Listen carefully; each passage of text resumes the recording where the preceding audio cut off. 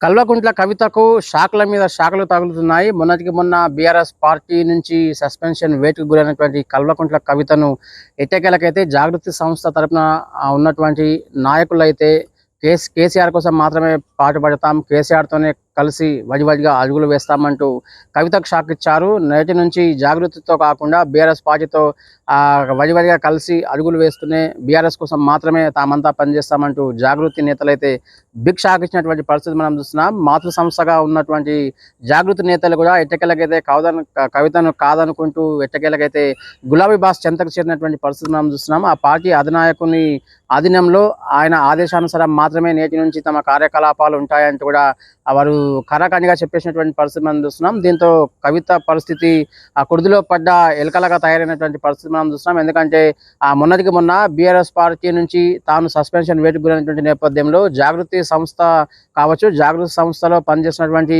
పలువురు నాయకులు తమకు చేదోడి వాదోడిగా ఉండడంతో పాటు తన వెన్నంటే నడుస్తారన్నటువంటి ఒక ఊహాగానానికి అయితే తెరపడినటువంటి పరిస్థితి మనం చూస్తున్నాం. ఎట్టకేలకైతే ఆ జాగృతి సంస్థలో పనిచేసినటువంటి ఆయా జిల్లాల్లోని నాయకులు కూడా ఎట్టకేలకైతే తీవ్ర స్థాయిలో అంటే ఒక గ్రామీణ స్థాయి నుంచి ఏకంగా రాష్ట్ర స్థాయి వరకు ఉన్నటువంటి జాగృతి సంస్థ నేతలు కూడా కేసీఆర్ కోసం మాత్రమే పనిచేస్తాం తప్ప మరెవరి కోసం కూడా పనిచేయడం అని వారు కరాఖండిగా చెప్పేశారు. అదే సందర్భంలో కవిత తరపున ఎట్టి పరిస్థితులను కూడా తాము పోరాటం చేయలేమని, అదే సందర్భంలో ఆ జాగృతి సంస్థ మాతృ సంస్థగా బీఆర్ఎస్ పార్టీకి ఉన్నప్పటికీ కూడా కేవలం కేసీఆర్ కోసం కావచ్చు, బీఆర్ఎస్ పార్టీ కోసం మాత్రమే తామంతా పనిచేయడానికి సంసిద్ధమైనామంటూ కూడా వారంతా తీవ్ర స్థాయిలో చెప్పినటువంటి పరిస్థితి. ఇది పెద్ద షాక్ అని చెప్పాలి. కల్వకుంట్ల కవితకైతే ఊహించుకున్నటువంటి షాక్ తగిలినటువంటి పరిస్థితి మనం చూస్తున్నాం. ఈ రోజు మీరు పార్టీని విచ్ఛిన్నం చేసే విధంగా మాట్లాడడం అనేది సమంజసం కాదని తెలియజేసుకుంటూ, మరి ఇప్పటికైనా ఈ తెలంగాణ జాగృతి అనేది మా అందరిది, ఈ తెలంగాణ జాగృతి అనేది మా అందరిది. మీరు ఒక్కరి కూడా తీసుకొని పోతురు. మేము అందరం కూడా తెలంగాణ జాగృతి బిడ్డలం అందరం కూడా ఈరోజు తెలియజేస్తాను ఇక్కడ స్టేజ్ పై నుంచి మేము అందరం కేసీఆర్ వైపు ఉన్నాము, కేసీఆర్ వెనుకున్నాము, మేము హరీష్ వెనుకున్నాము, మేము కేటీఆర్ అన్న వెనుక ఉన్నాము. పూర్తి స్థాయిలో గత కొంతకాలంగా బీఆర్ఎస్ పార్టీని ఉద్దేశించి కావచ్చు, బీఆర్ఎస్లోని మరికొంతమంది కీలక నేతలు అంటే మాజీ మంత్రులతో పాటు, మాజీ ఎంపీలతో పాటు మరికొంతమంది కీలక మాజీ ఎమ్మెల్యేలను టార్గెట్గా చేసుకుంటూ కల్వకుంట్ల కవిత తనదైన శైలిలో ఘాటైన వ్యాఖ్యలు చేస్తూ వార్తల్లో నిలిచినటువంటి పరిస్థితి. బీఆర్ఎస్ పార్టీ నుంచి తాను సస్పెన్షన్ వేటుకున్నటువంటి మరుసటి రోజునే ఎట్టకేలకైతే తన రాజీనామా పత్రాన్ని పార్టీ అధినాయకత్వానికి పంపారు. మరోవైపు మరో మాటల తూటాలైతే పేల్చినటువంటి పరిస్థితి. హరీష్ రావు వల్లనే గతంలో ఈటల రాజేందర్తో పాటు మైనంపల్లి విజయశాంతి సైతం ఆ పార్టీని వీడి బయటకు వెళ్లాల్సినటువంటి పరిస్థితి ఏర్పడిందని, అదే సందర్భంలో బీఆర్ఎస్ పార్టీ మనుగడ పూర్తి స్థాయిలో మనుగడ కొనసాగాలి అంటే ఆ పార్టీ నుంచి హరీష్ రావుతో పాటు, సంతోష్ రావుతో పాటు మరికొంతమంది కీలక నేతలు బయటకు వెళితే తప్ప బీఆర్ఎస్ పార్టీ బాగుపడదంటూ కూడా తనదైన శైలిలో ఘాటైన వ్యాఖ్యలు చేశారు.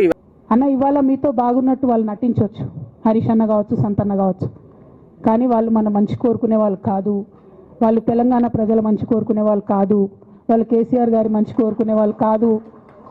వాళ్ళను మీరు దూరం పెట్టి రాజకీయంగా తెలంగాణ రాష్ట్ర సమితిలో ఇప్పుడు బీఆర్ఎస్లో పనిచేస్తున్నటువంటి హార్డ్ కోర్ కార్యకర్తలను దగ్గరికి తీసుకొని ప్రజా ఉద్యమాలు తీసుకొని ప్రజల దగ్గరికి పోతేనే మన పార్టీ బతుకుంటుంది, నాన్న పేరు బాగుంటుంది. ఇవాళ నాన్నకు సిబిఐ అనేటటువంటిది వచ్చిందంటే అది కేవలం హరీష్ రావు గారు, సంతోష్ రావు గారి అవినీతి వల్లనే వచ్చిందని మళ్ళొకసారి నేను గంటాపదంగా చెప్తున్నాను. ఇవన్నీ ఆ పార్టీ అధినాయకత్వం మాత్రం కల్వకుంట్ల కవిత చేసినటువంటి ఆ కీలక వ్యాఖ్యలను సీరియస్ తీసుకోవడంతో పాటు కల్వకుంట్ల కవిత రాజీనామా పత్రాన్ని సమర్పించినటువంటి ఆ రోజే కేవలం గంటల వ్యవధిలోనే ఎర్రవెల్లిలోని తన ఫామ్ హౌస్ లో మాజీ సీఎం కేసీఆర్ పూర్తి స్థాయిలో ఒక కీలక సమావేశం ఏర్పాటు చేశారు. ఆ కీలక సమావేశానికి సంబంధించి కల్వకుంట్ల తారక రామారావుతో పాటు అదే సందర్భంలో మరికొంతమంది కీలక నేతలు పూర్తి స్థాయిలో ఆ కీలక భేటీలో సమావేశమైనటువంటి పరిస్థితి ఒకంత చర్చకైతే తెరలేపినటువంటి పరిస్థితి మనం చూస్తున్నాం. కవిత ఎపిసోడ్తో పాటు తాజా రాజకీయ అంశాలపై కూడా కీలక భేటీలో పూర్తి స్థాయిలో ఎర్రవల్లి ఫామ్ హౌస్ వేదికగా పలు అంశాలు అయితే ప్రస్తావనకు వచ్చినట్లుగా తెలిసింది. మొత్తానికైతే కవిత ఎపిసోడ్ మాత్రం పూర్తి స్థాయిలో బీఆర్ఎస్ పార్టీలో కుంపటి రాజయ్యగా, మరోవైపు కాంగ్రెస్ పార్టీని ఆ కుంపటి కాస్త కాంగ్రెస్ పార్టీకి అంటుకున్నటువంటి నేపథ్యంలో మాటల దాడికి దిగినటువంటి పరిణామక్రమంలో కల్వకుంట్ల కవితను ఉద్దేశించి ఏకంగా సీఎం రేవంత్ రెడ్డి కూడా టార్గెట్ చేసుకుంటూ పూర్తి స్థాయిలో పలు కీలక వ్యాఖ్యలు చేశారు. కల్వకుంట్ల ఫ్యామిలీ రాజకీయాలు ఇక మీద చెల్లవు. గతంలో టీడీపీ తన ప్రభావం కోల్పోయింది. మరికొన్ని పార్టీలు కూడా పూర్తి స్థాయిలో కొన్ని ప్రాంతాల్లో ఇప్పటికే ప్రభావం కోల్పోయి అట్టడుగు చేరుకున్నటువంటి పరిస్థితి మనం చూస్తున్నాం. ఈ క్రమంలో బీఆర్ఎస్ పార్టీ కూడా రేపమాపో నామరూపాలు లేకుండా పోతుంది. ఎందుకంటే ప్రజాధనం దుర్వినియోగం చేయడంతో పాటు ప్రజలను వంచే ప్రయత్నం చేసింది బీఆర్ఎస్ పార్టీ. కాబట్టి ప్రజలు బీఆర్ఎస్ పార్టీని స్వచ్ఛందంగా వద్దనుకుంటుని అదే సందర్భంలో కాంగ్రెస్ పార్టీ కావాలంటూ కూడా తనదైన శైలిలో రేవంత్ రెడ్డి ఘాటైన వ్యాఖ్యలు చేసినటువంటి పరిస్థితి మనం చూస్తున్నాం. వెనకాల ఈయన ఉన్నాడని, ఈయన వెనకాల ఆయన ఉన్నాడని నేను ఒక మాట చెప్పదలుచుకున్నాను. అంత చెత్తగాళ్ళ వెనకాల నేనెందుకు ఉంటానయా? నేను నాయకుడిని ఉంటే ముందుంటా, మా వాళ్ళకి తోడుకుంటా. వాళ్ళ కుటుంబాలు వాళ్ళు కత్తులతో పొడుచుకొని హరీష్ రావు, సంతోష్ రావు వెనకాల రేవంత్ రెడ్డి ఉన్నాడు అని ఒకరంటే, లేదు కల్వకుంట్ల కవిత గారు వెనకాల రేవంత్ రెడ్డి ఉన్నాడని. మీరంతా దిక్కుమాలని తెలంగాణ ప్రజలు బండకేసి కొడితే మీ వెనకాల ఎవడన్నా బుద్ధునోడు ఉంటాడా? అన్నం తినవాడు ఎవడన్నా మీతోని ఉంటాడా? నేను ఉండేది పాలమూరు జిల్లా 4 కోట్ల తెలంగాణ ప్రజల వెనుక ఉంటా, తోడుంటా, వాళ్ళ కోసం పని చేస్తా.